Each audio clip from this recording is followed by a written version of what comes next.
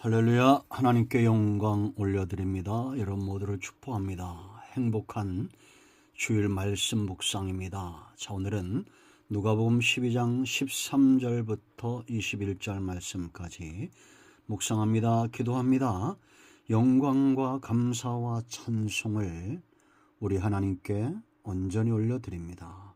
온 마음으로 하나님을 사랑하며 예배합니다. 주의 보혈을 의지하오니 우리의 모든 죄와 허물을 사하시옵소서. 주의 이름을 의지하여 간구합니다. 성전을 찾아 예배하고 영상을 통해서 예배하는 모든 주의 백성들을 축복하시고 하나님의 은혜와 말씀으로 풍성케 하시며 무엇보다 성령 하나님 충만하게 우리 가운데 역사하셔서 말씀을 읽으며 들을 때 우리의 심령이 뜨거워지고 회복되어지는 귀한 시간 되게 하여 주시옵소서. 종을 낮추시고 겸손하게 하시고 오직 말씀에 도금한 되기를 원합니다. 예수님의 이름으로 사모하며 기도합니다. 아멘. 자, 13절 봅니다. 무리 중에 한 사람이 이르되 선생님, 내 형을 명하여 유산을 나와 나누게 하소서 하니 이르시되 이 사람아 누가 나를 너희의 재판장이나 물건 나누는 자로 세웠느냐 하시고 그들에게 이르시되 삼가 모든 탐심을 물리치라.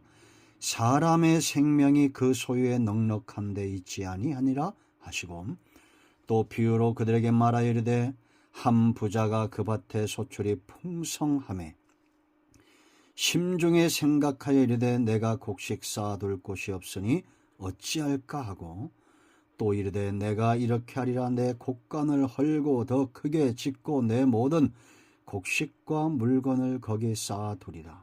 또 내가 내 영혼에게 이르되 영혼아 여러 해 쓸 물건을 많이 쌓아두었으니 평안히 쉬고 먹고 마시고 즐거워하자 하리라 하되 하나님은 이르시되 어리석은 자여 오늘 밤에 네 영혼을 도로 찾으리니 그러면 네 준비한 것이 누구의 것이 되겠느냐 하셨으니 자기를 위하여 재물을 쌓아두고 하나님께 대하여 부요하지 못한 자가 이와 같으니라.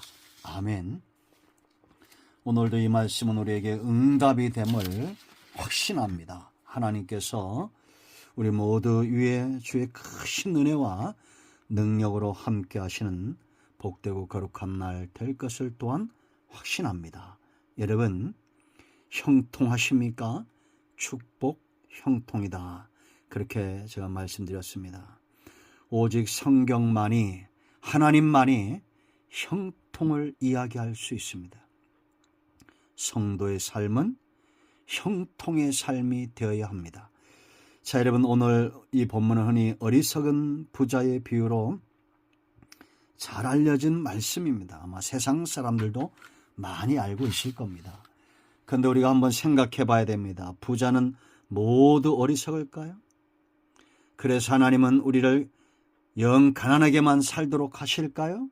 아닙니다. 성경에는 하나님이 기뻐하시는 부자들이 있었습니다.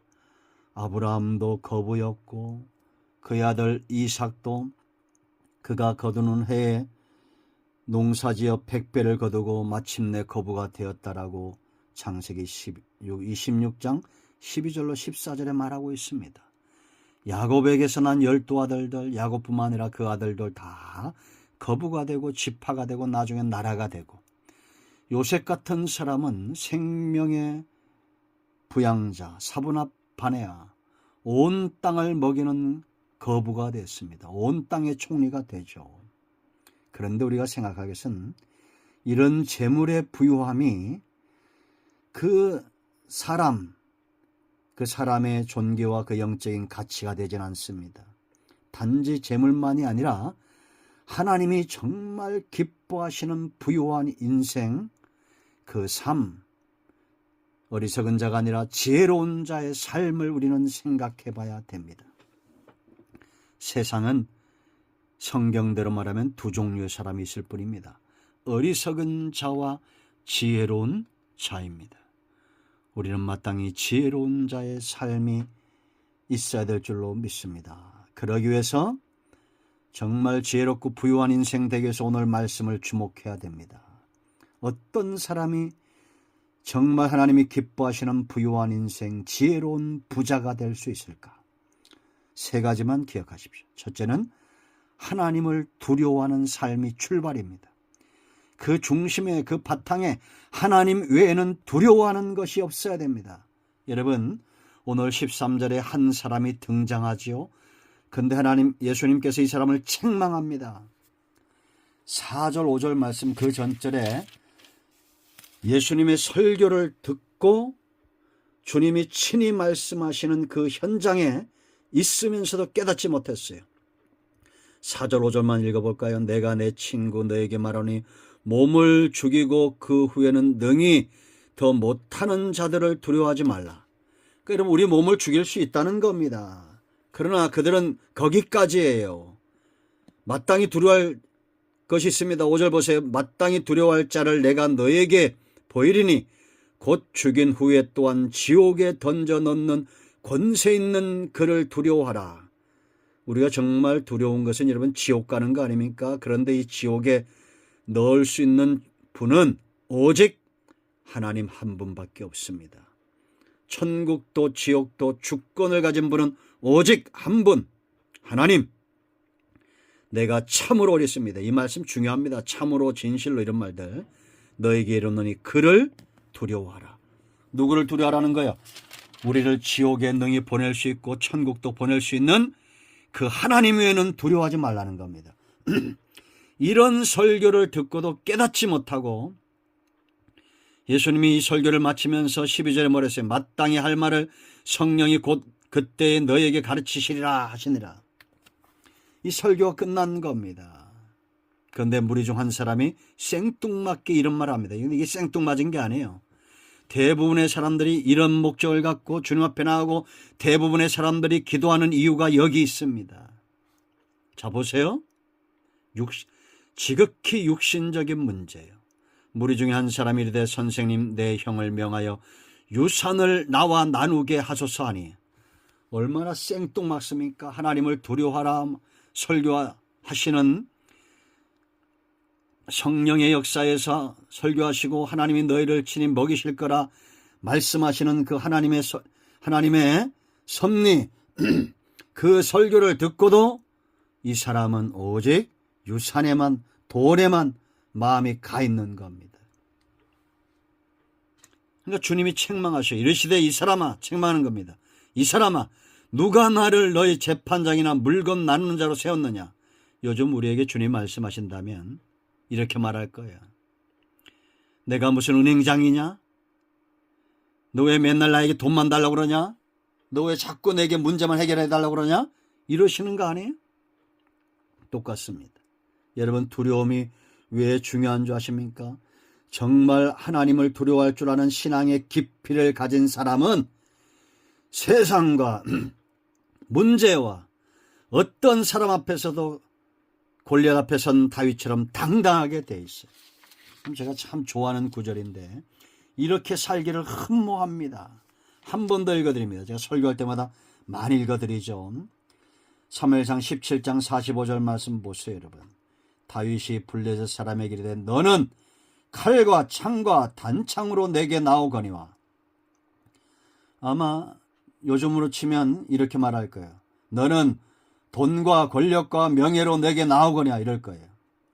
나는 만군의 여호와 이름 곧 네가 모욕하는 이스라엘 군대 하나님의 이름으로 네게 나아가노라. 하나님의 이름을 모욕하지 않아도 관심 없는 분들이 얼마나 많아요. 돈에 관심 있고 권력에 관심 있고 명예에 관심 있고 하나님의 이름이 망령때 일컬어지는 것에 대해서는 관심이 없어요. 회개합니다. 저 또한 회개합니다. 우리가 정말 통회하는 마음으로 하나님 앞에 있어야 돼요. 그 이름을 망령때 일컬은 것.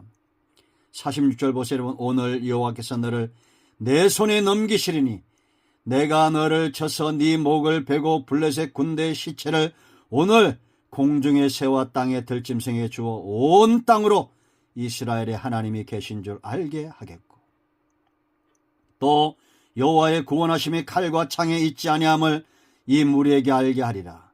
전쟁은 여호와께 속한 것인즉 그가 너희를 우리 손에 넘기시리라. 제가 아주 민망한 상황을 당했는데요. 저도 그렇게 되기가 참 두렵습니다. 어제 일반인들하고 이렇게 운동을 하고 제가 식사 대접을 했습니다.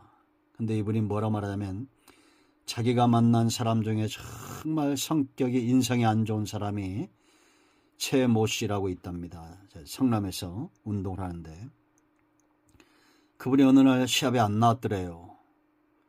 친구가 없답니다. 주변에. 왜 왔냐 했더니 교회 갔다고. 목사 앞에서 그런 얘기를 하는데 내가 얼마나 낯이 뜨거운지 모릅니다. 여러분, 우리는 여호와의 이름이 망령되 일컬음을 받지 않도록, 차라리 내가 교회 안 다닌다, 내가 목사가 아니다, 내가 장로가 아니고 내가 권사가 아니고 그냥 숨어 살든지, 세상은 주목하고 있습니다. 우리가 하나님을 두려워하지 않으면 신앙의 깊은 곳으로, 믿음의 깊은 곳으로 나아갈 수가 없어요. 하나님을 만홀히 여기는데 어떻게 깊은 교제와 사귐이 있겠습니까? 하나님을 두려워하는 순간부터 세상과 문제와 사람은 내게 더 이상 두려움이 되지 않습니다. 그러나 반대로 내가 하나님을 업신여기고 만홀히 여기고,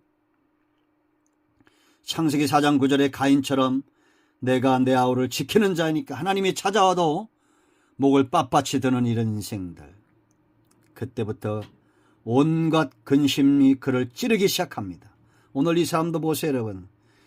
지금 무리 중에 한 사람으로 등장하는 이 사람도 근심이 그를 찌르고 있어서 주님을 메시아로, 구주로, 하나님의 독생자로 보지 못하고 있습니다. 하나님을 두려워함이 부유한 인생의 출발이 됨을 알아야 됩니다. 여러분, 성경을 보세요. 믿음의 사람들 전부 하나님 외에는 두려워하는 것이 없었던 사람들입니다. 사도 바울의 생애도 마찬가지입니다. 우리는 하나님을 두려워할 줄 알아야 됩니다. 그런 사람이 부유한 인생의 삶의 깊은 곳으로 나아가는, 하나님으로부터 오는 모든 분복을 누리는 삶을 살게 될 것입니다. 자, 두 번째 처방전이에요. 15절 보세요. 그들에게 이르시되 그랬습니다. 이 한 사람뿐만 아니라 이제 이 사람이 주변에 있는 설교를 듣는 모든 사람들에게 이르시되 삼가 모든 탐심을 물리치라. 사람의 생명이 그 소유에 넉넉한 데 있지 아니하니라. 여러분, 생명이 중요합니까? 돈이 중요합니까? 생명이 중요합니까? 권력이 중요합니까? 생명이 중요합니까? 명예가 중요합니까? 생명이 중요하죠. 죽은 자는 아무것도 필요치 않습니다. 그걸 아는 것이 지혜죠. 여러분, 우리가 이 욕심 많은 사람들, 탐심이 많은 사람들이 무엇을 가질 수는 있어요. 세상에서 성공할 수 있어요. 그러나 더 중요한 거 누리지 못합니다. 그 많은 부로 누리지 못합니다. 왜 그런지 아세요? 사람의 만족은 육신의 문제가 아니라 영혼의 문제입니다. 영적으로 채워지지 않으면 욕심의 노예가 되게 되어 있어요. 오늘 본문에 등장한 이 어리석은 부자 보세요. 그가 욕심으로 탐심으로 많은 부를 이루었습니다. 자, 18절 보세요. 또 이르되 내가 이렇게 하리라. 내 곡간을 헐고 더 크게 짓고 내 모든 곡식과 물건을 거기에 쌓아두리라. 얼마나 성공했습니까? 그해 그는 성공했습니다.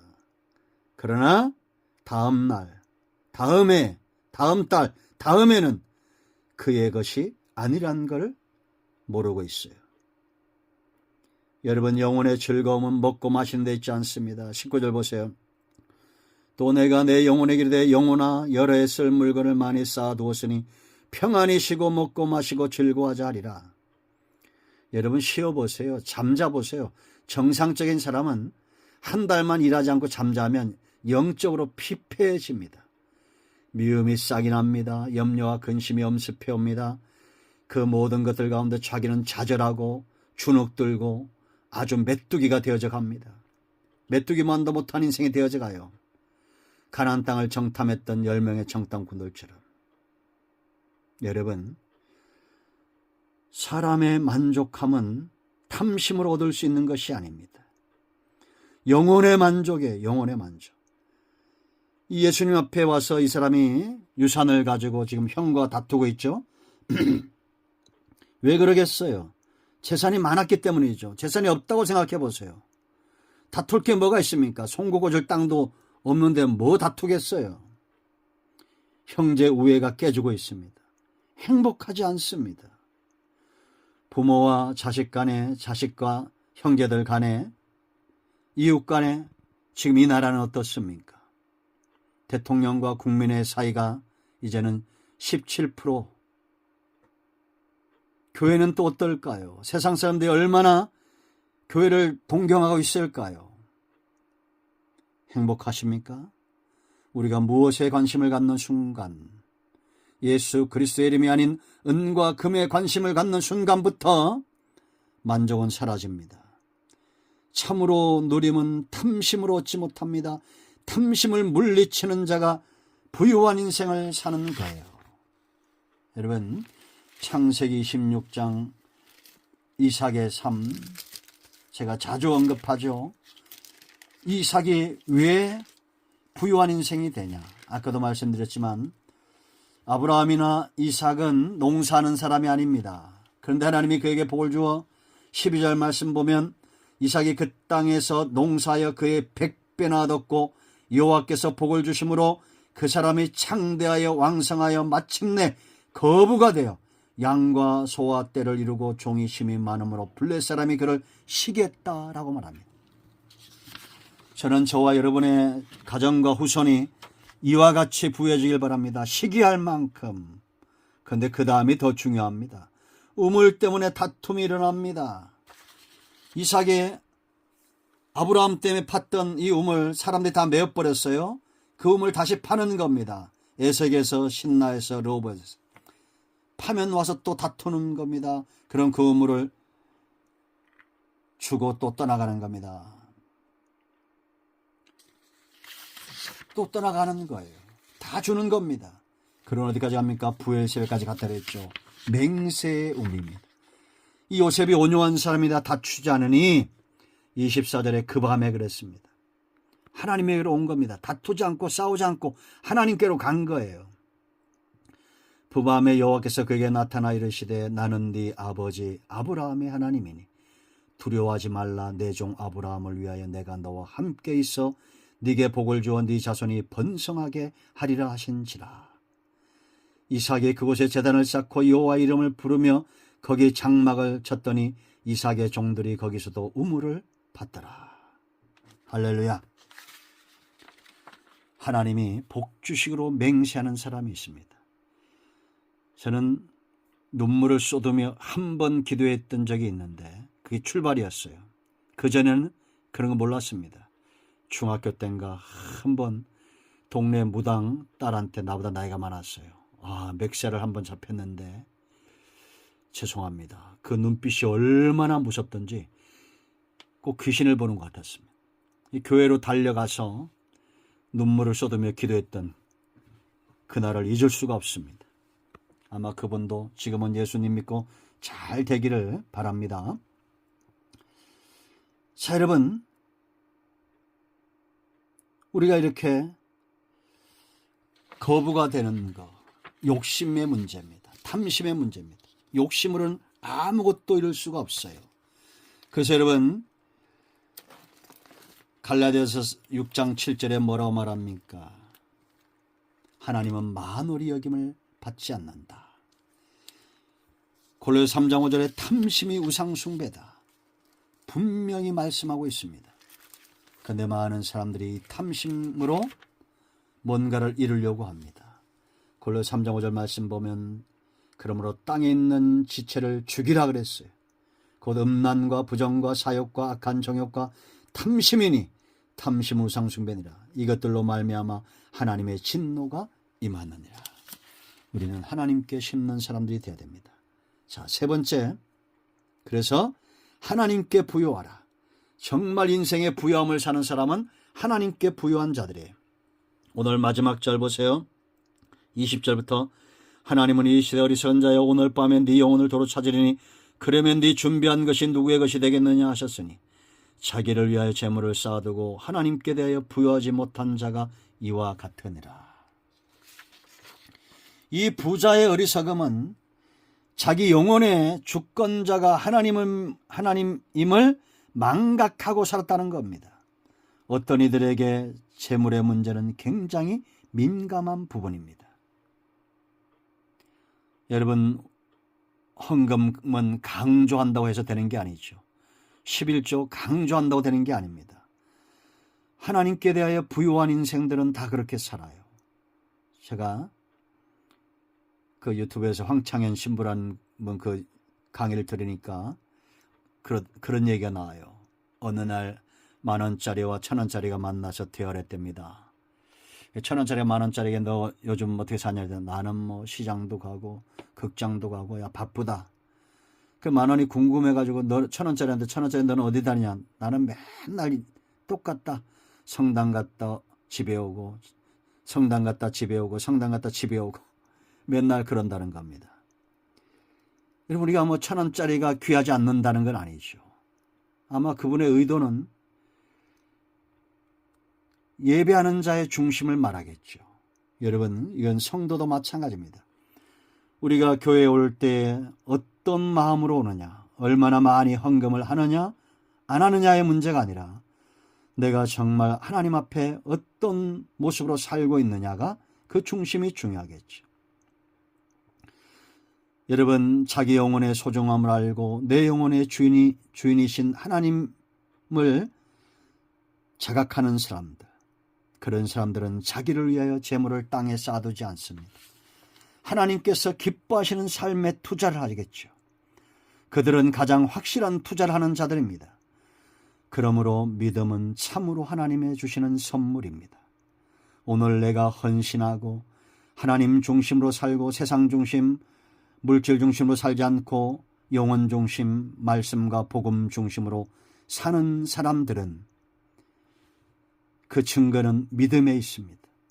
정말 하나님이 주시는 선물로 주어진 믿음을 갖는 자들은 어떻게 살까요? 세상엔 있지요. 오늘 먹을 한 끼 양식을 고민하여 사는 자들이 수십억입니다. 그런데 어떤 사람들은 더 큰 집으로 이사할 것을 고민하고 무엇을 먹을까 입을까를 고민합니다.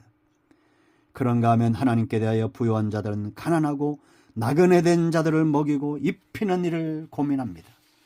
참으로 하나님께 복을 받을 자들입니다. 여러분, 마태복음 25장 한 번 더 제가 읽어드리고 설교를 마칩니다. 예수님께서 말씀하십니다. 34절, 그때 임금이 그 오른편에 있는 자들에게 이르시되 내 아버지께 복받을 자들이여, 나와 창세로부터 너희를 위하여 예비된 나라를 상속받으라.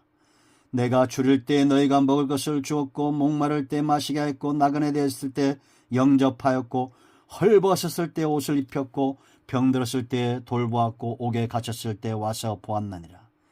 이에 의인들이 대답하되 내 주여, 우리가 어느 때에 주께서 줄이신 것을 보고 음식을 대접하였으며 목마르신 것을 보고 마시게 하였나이까? 어느 때에 나그네 되신 것을 보고 영접하였으며 헐벗으신 것을 보고 옷 입혔나이까? 어느 때에 병드신 것이나 옥에 갇히신 것을 보고 가서 배웠나이까? 하리니 임금이 대답하이르되 내가 진실로 너에게 이르노니 너희가 여기 내 형제 중에 지극히 작은 자 하나에게 한 것이 곧 내게 한 것이라 하시고. 할렐루야. 참으로 부유한 인생은 하나님이 기뻐하는 삶을 사는 자들입니다. 지혜로운 부자를 하나님은 지금도 찾으시고 그들에게 복을 주십니다. 아멘. 기도합니다. 예수님의 이름을 의지하게 됩니다. 이 말씀대로 되게 하여 주시옵소서. 우리 가운데 마음이 상한 자, 병든 자 치유하시고 회복시켜 주시고, 하나님께 대하여 부유한 인생, 지혜로운 부자의 삶을 살게 하옵소서. 예수님의 이름으로 사모하며 축복하며 기도합니다. 아멘. 이제는 우리 주 예수 그리스도의 크신 은혜와 하나님 아버지의 큰 사랑과 성령의 위로통 충만 치유 회복하심의 역사가 영상을 통해서 말씀을 사모하는 모든 하나님의 자녀들 위해 이제로부터 영원토록 함께 있을지어다. 아멘. 할렐루야. 오늘 응답이 우리 가운데 임하였습니다. 아멘. 꼭 성전을 찾아 예배하시기 바랍니다. 아멘.